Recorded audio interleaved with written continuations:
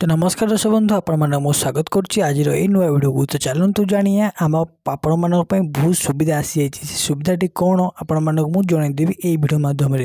तो चलतु आउ डे नक भिडियो को स्टार्ट करा मुझे कहि जदि आप चैनल को नुआ आछंती तो यही चैनल को निश्चित भाव लाइक करते शेयर करते और सब्सक्राइब करते आ पाखे थे बेल आइकन को ऑलवेज सेट कर रखु। तो चलतु आपण कौन सुविधा आसी आपण मैंने निहाती जानते एवं राशन कार्ड रे प्रत्येक गाँ गाँव में KYC कहूँ। जदि आपण मैंने KYC करना ताहले तुरंत जाइए आप डीलर पाखरे KYC करना आपको खाद्य जोगाण तरफ डाली चाउल गहम मिल।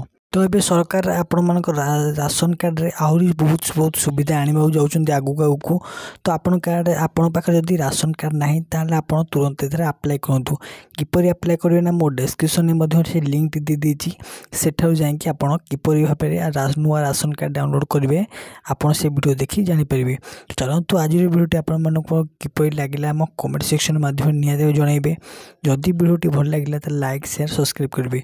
तो जदि मन में किसी भी डाउट रहा राशन कार्ड विषय तो मो कमेंट रे जनइबे। तो आज वीडियो मुझे रखुची देखा आउ एक वीडियो रोची। जय जगन्नाथ।